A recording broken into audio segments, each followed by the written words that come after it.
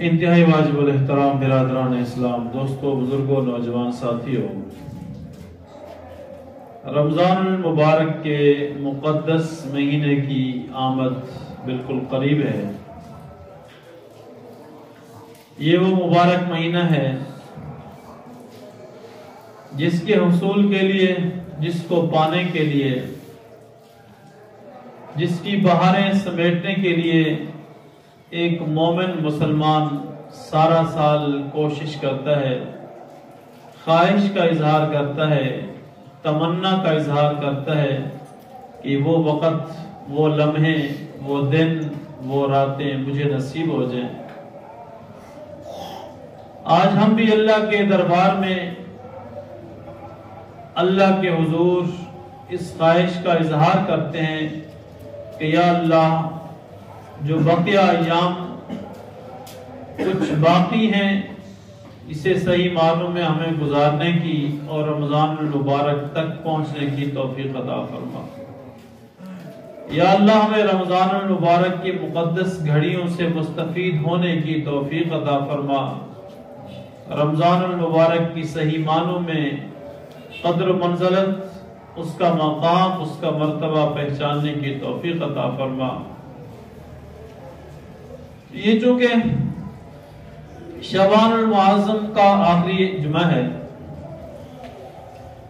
تو آخری جمعے کا مقصد کہ اس کے بعد شعبان کا جمعہ تو نہیں، البتہ رمضان کا جمعہ ضرور ہوگا۔ تو ہم نے اس 5-6 دن 7 دن کے اندر تیاری کرنی ہے اس مقدس مہمان کی آمد کی۔ جیسے ایک دنیا کا اصول ہوتا ہے کہ آپ کے گھر میں جو مہمان آ رہا ہوتا ہے، اس مہمان کی حیثیت اور اس مہمان کی نوعیت کے مطابق ہم گھر میں اس کی آمد کے سلسلے میں تیاری کرتے ہیں۔ مقصد یہ ہوتا ہے کہ مہمان بھی خوش ہو جائیں،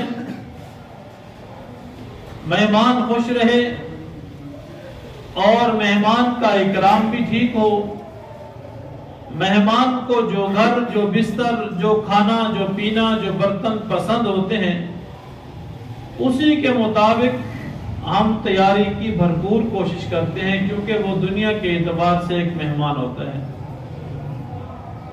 ہماری کوشش ہوتی ہے کہ جس کمرے کے اندر مہمان کا ٹھہراؤ ہو، مہمان کے آرام کرنے کی جگہ بنائی گئی ہو، اس کمرے کو صاف ستھرا رکھا جائے، اس کمرے کے اندر سے مٹی، دھول اور باقی چیزیں جو کچرے کی صورت میں پڑی ہوں اسے بھی باہر پھینک دیا جائے۔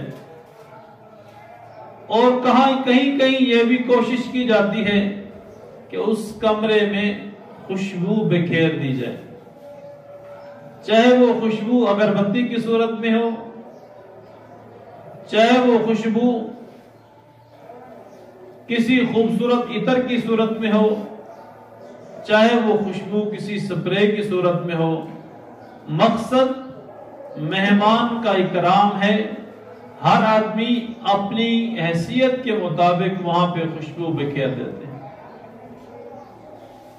عرب کے ہاں آپ نے دستور اور منشور دیکھا ہوگا کہ وہ اپنے مہمان کی آمد میں ایک خوبصورت سی خوشبو، اس کو دھواں لگاتے ہیں اور پورے کمرے میں اسے پھیلا دیا جاتا ہے، اور جب مہمان اس کمرے میں داخل ہوتا ہے تو وہ کمرہ اس خوشبو سے معطر نظر آتا ہے اور مہمان داخل ہوتے ہی سرور محسوس کرتا ہے۔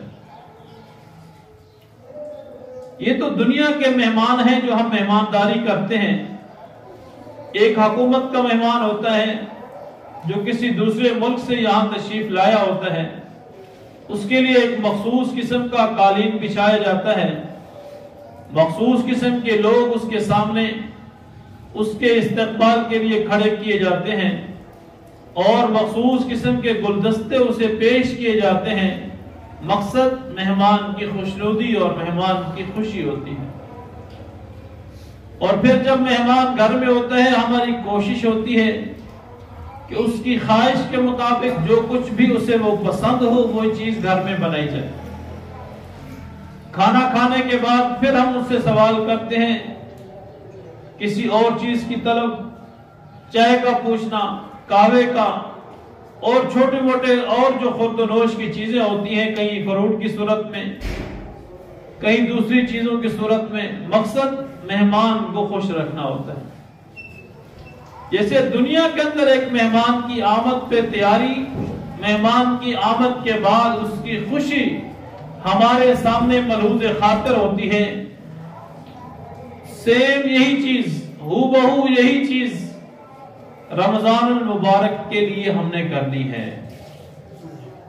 یہ چونکہ دنیا کے مہمان ہوتے ہیں تو ہم ظاہری صفائی اور ستھرائی کا خیال کرتے ہیں، چونکہ اس مہمان کی نظر ظاہری اشیاء پر پڑتی ہے اور کوشش کرتے ہیں جو سامان ہمارا بکھرا ہوا ہوتا ہے وہ ایک جگہ سمیٹ کر اس کو چھپا دیا جاتا ہے، یا تو الماری کے اندر، یا کسی توڑے یا بستر کے اندر، یا کسی چادر کے اندر، یا کسی اور ڈبے اور بکسے کے اندر۔ مقصد کیا ہے کہ میرے مہمان کی نظر اس کچرے پہ، اس عجیب و غریب چیزوں پہ نہ پڑے۔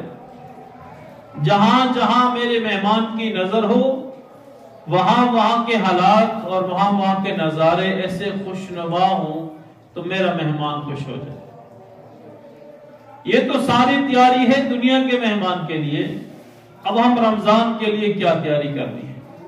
اس کے لیے ہمیں کون کون سی چیزیں صاف کرنی ہیں، کون کون سے برتن ہم نے صاف کرنے ہیں، اور کہاں کہاں ہم نے اس مہمان کے لیے قالین بچھانا ہے، اور کس کس کو استقبال کے لیے اس مہمان کے آگے لا کھڑا کرنا ہے۔ تو سب سے پہلی چیز انما الاعمال بالنیات، کہ اللہ کے حبیب صلی اللہ علیہ وسلم نے ارشاد فرمایا کہ تمام اعمال کا دار و مدار نیتوں پر ہے۔ سب سے پہلی چیز نیت کو خالص کر لیں، کہ دل کے اندر صرف اللہ کی رضا مقصود ہو، ریاکاری نہ ہو کہ رمضان آ رہا ہے میں روزے رکھوں گا اور پھر میں لوگوں کو بتاؤں گا کہ میں روزے دار ہوں، رمضان آ رہا ہے میں نمازیں پڑھوں گا اور پھر لوگوں کو بتاؤں گا کہ میں نمازی ہوں، رمضان آ رہا ہے میں قرآن پڑھوں گا اور لوگوں کو بتاؤں گا کہ میں قاری ہوں۔ یہ نیت نہ ہو، اللہ کے قرب کا ذریعہ بننے کا مقصد ہو ہمارا کہ رمضان المبارک آ رہا ہے، میں اپنے عبادات سے، میں اپنے اعمال سے، میں اپنی نیکیوں سے اللہ کو راضی اور اللہ کے رسول کو راضی کرنے کی کوشش کروں گا۔ تو سب سے پہلی چیز جو ہم نے تیاری کرنی ہے اس کا تعلق ہے نیت کے ساتھ، اور نیت دل کے ارادے کا نام ہے۔ دل میں کیا چیز ہے؟ تو دل میں صرف اور صرف اللہ کی رضا کو شامل کر لیں۔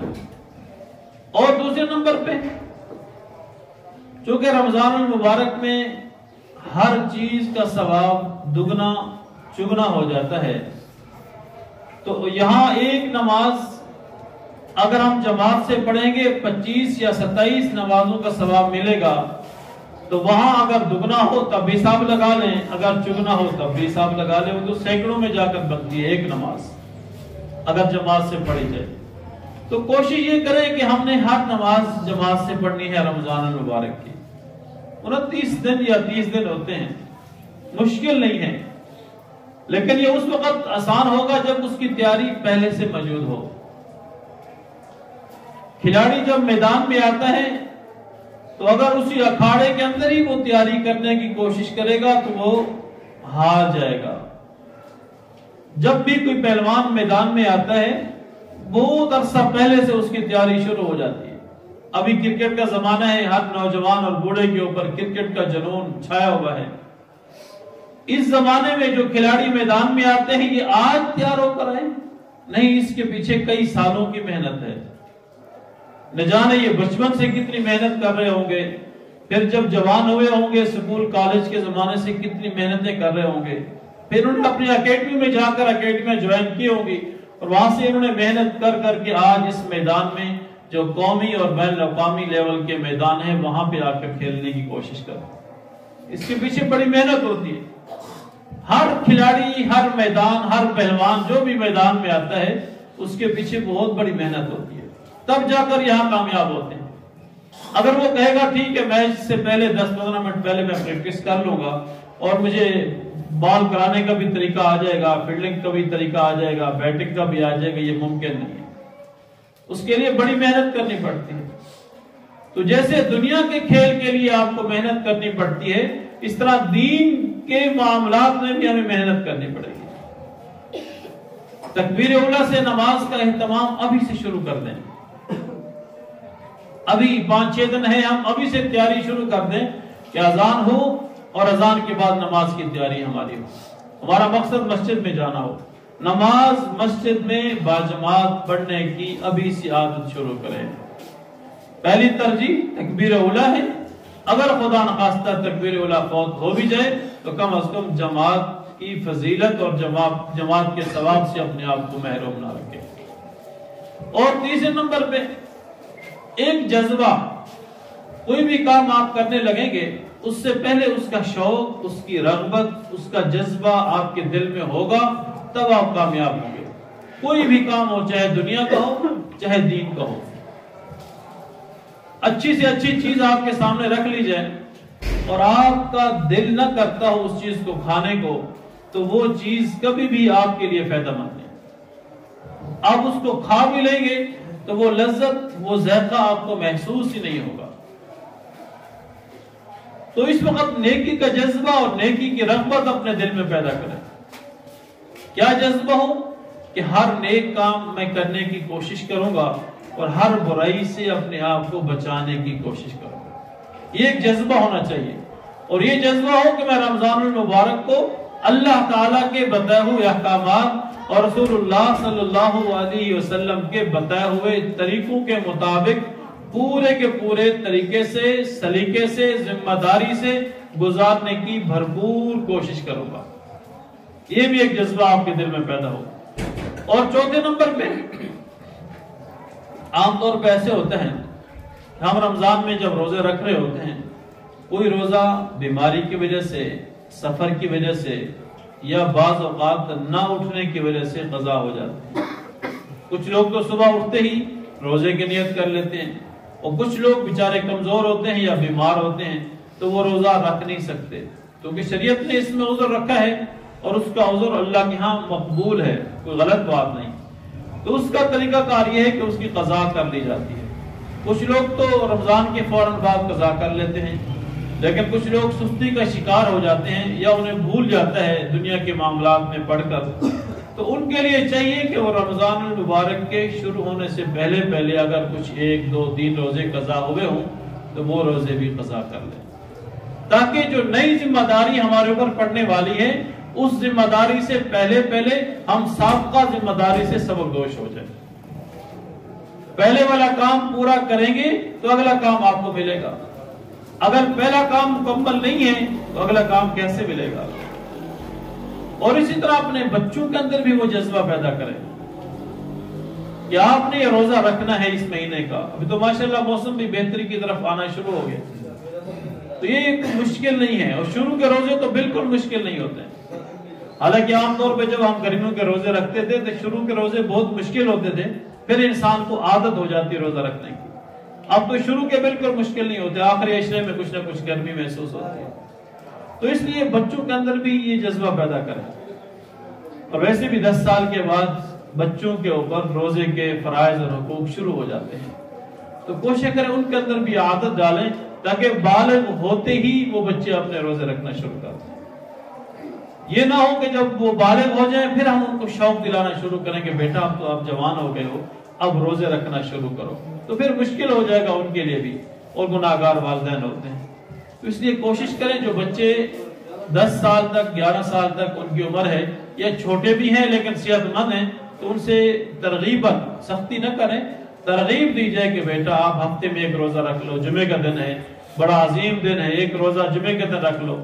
یا جیسے اسکول کی چھٹیاں ہوتی ہیں تو جو اسکول کی چھٹی کا دن ہے اس دن بچے کو کہا جائے بیٹا آج آپ روزہ رکھ لیں، اور پھر اس کے سحر و افطار کے لیے خصوصی انتظام کیا جائے، اس کی حوصلہ افزائی کی جائے تاکہ بچے کے اندر ایک جذبہ اور شوق پیدا ہو۔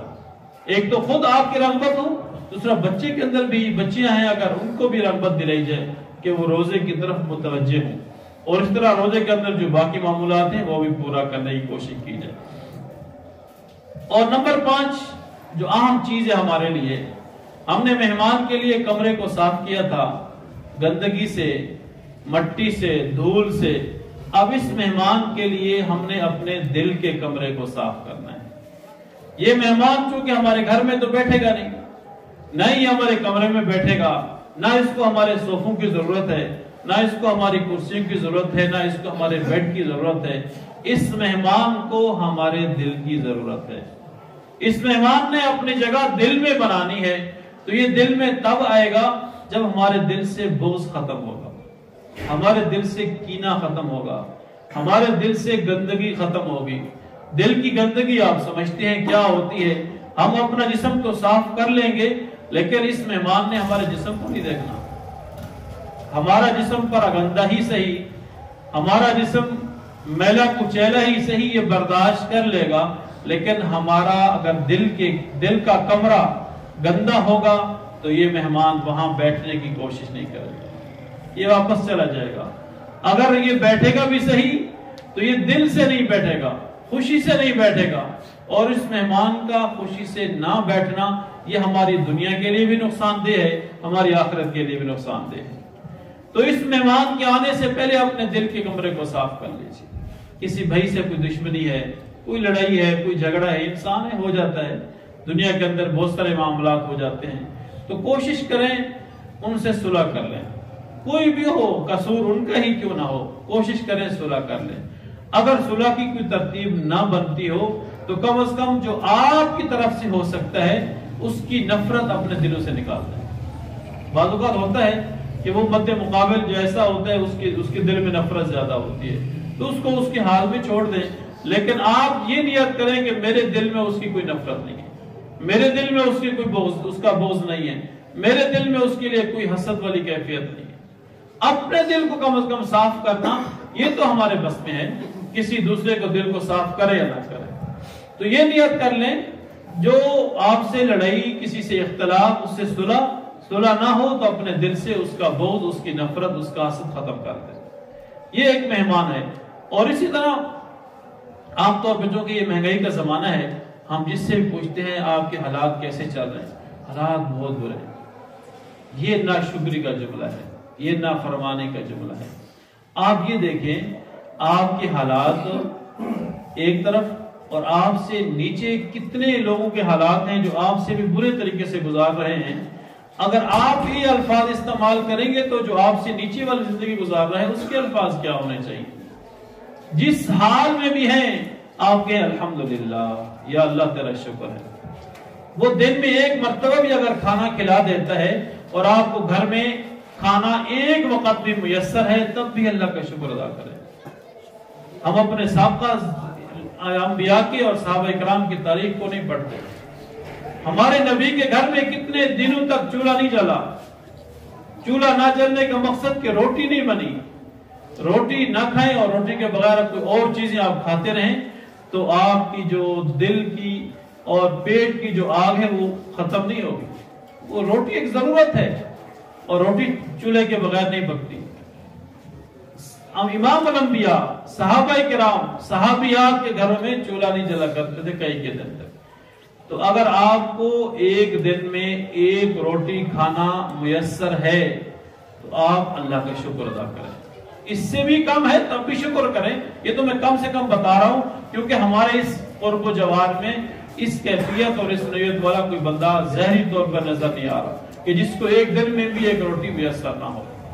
تو یہ مت کہیں کہ حالات بہت خراب ہیں، گھر کے حالات ٹھیک نہیں ہیں، مہنگائی ہے، وہ چلتی رہے گی اور مہنگائی بڑھتی رہے گی۔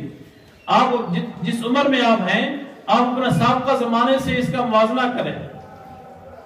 اگر آپ کی عمر 50 سال ہے تو اگر آپ کو 40 سال پہلے کا زمانہ یاد ہے اس وقت بھی یہی باتیں تھی۔ اگر آپ کی عمر 40 سال ہے تو 30 سال پہلے بھی یہی باتیں ہو رہی تھی۔ اگر آپ کی عمر 30 سال ہے تو 20 سال پہلے بھی یہی باتیں ہو رہی تھی، مہنگائی زیادہ ہے۔ اور اگر آپ 20 سال کے جوان ہیں تو 10 سال پہلے دیکھیں، 10 سال پہلے بھی یہی مہنگائی تھی۔ لیکن کم از کم اپنے آپ کو ناشکر لوگوں میں شامل نہ کریں. تو نافرمانی اللہ کی ہوتی ہے اور ناشکری بھی اللہ کی ہوتی ہے. تو ایک تو اللہ کی نافرمانی سے اپنے آپ کو روک لیں اور ناشکری سے بھی روکیں. یا اللہ تیرا بہت شکر ہے. ناشکری کرنے سے وہ دوسرا انسان آپ کو کچھ نہیں دے گا، لیکن دو نقصان ہوں گے آپ کے. پہلا نقصان، آپ اللہ کی نظر میں اپنے آپ کو گرا رہے ہیں. اللہ تعالیٰ کہتے ہیں کتنا ناشکرہ انسان ہے کہ میں نے تو اس کو کسی بھی دن بھوکا نہیں سلایا. کوئی ایک دن بھی نہیں ہوگا جب میں نے اس کو بھوکا سلایا ہو اور پھر بھی میری ناشکری کر رہا ہے. اور نمبر دو، دوسرے انسان کی نظر میں بھی آپ کی عزت ختم ہو رہی ہے. آپ اپنا نقصان کر رہے ہیں، دینی طور پر بھی دنیاوی طور پر بھی. تو یہ نافرمانی بھی ختم اور ناشکری کا جو عادت ہے اس سے بھی ختم کریں. ہر وقت الحمدللہ کا جملہ زبان میں استعمال کریں، کیونکہ اللہ نے ارشاد فرمایا لئن شکرتم لازیدنکم، میری نعمتوں کا شکر ادا کرو گے تو بڑھاؤں گا. وَلَئِن كَفَرْتُمْ إِنَّ عَذَابِ لَشَدِيدٌ، اگر تم میری نعمت کا ناشکر کرو گے، ناشکری کرو گے، اگر یہ نہیں کہا کہ میں ختم کروں گا، بلکہ إِنَّ عَذَابِ لَشَدِيدٌ، تو میرا عذاب تم پر نازل ہوگا. اور عذاب کیا ہے؟ کسی بھی صورت میں آ سکتا ہے. مہنگائی کی صورت میں بھی یہ بہت بڑا عذاب ہے. یہ جو حکمران ہم پر مسلط ہوتے ہیں یہ بھی ہم پر عذاب ہیں. اگر ہمارا پڑوسی برا ہے یہ بھی ہم پر عذاب ہے. مختلف قسم کے عذاب کے اندر ہم گھیرے جائیں گے. کب؟ وَلَئِن كَفَرْتُمْ، اگر ہم اپنی اوپر آئی ہوئی نعمتوں کی ناشکری کریں گے. اور نمبر 6، ماہ رمضان کے مسائل سیکھنا یہ بھی ضروری ہے. سب سے پہلے جو کام شروع ہوتا ہے چاند نظر آتے ہی وہ تراویح کا ہوتا ہے.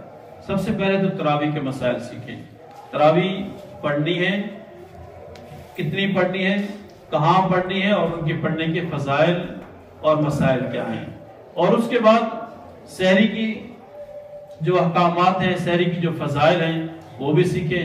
اور پھر دن بھر روزے کی حالت میں نے کیسا گزارا، میرا دن کیسا ہو جیسے رسول اللہ صلی اللہ علیہ وسلم نے دن گزارے. میرا دن کیسے ہوں جیسے صحابہ کرام رضوان اللہ تعالی علیہ مجمعین نے اپنی زندگی میں روزے کی حالت میں دن گزارے. تو کوشش یہ کریں ہر وہ عمل جو رسول اللہ اور صحابہ کرام نے کیا ہمیں وہ کرنا چاہیے، جو نہیں کیا اس سے بچنا چاہیے. اور اوقات کی ترتیب بنا لیں. اوقات کی ترتیب کے حوالے سے ایک مختصر سی بات جو علماء کرام بار بار لکھتے بھی ہیں، کہتے بھی ہیں کہ اپنی جو چیزیں ہیں بازار سے خریداری کی وہ رمضان المبارک سے پہلے کر لیں. ہوتا کیا ہے، ہمارا آخری عشرہ جو تاک راتوں کا عشرہ ہوتا ہے، ان وہ راتیں اور وہ دن ہمارے بازاروں میں گزرتے ہیں. اور بازاروں میں آخری عشرے میں کیا ہوتا ہے وہ آپ سے بہتر کون جانتا ہے. تو کوشش کریں بازار جانے سے گریز کریں. ایک تو مہنگائی بڑھ جاتی ہے، یہ دنیاوی نقصان ہے. اور دوسرا جب آپ رمضان میں ادھر جائیں گے تو تکبیر اولا آپ کی فوت ہو جائے گی.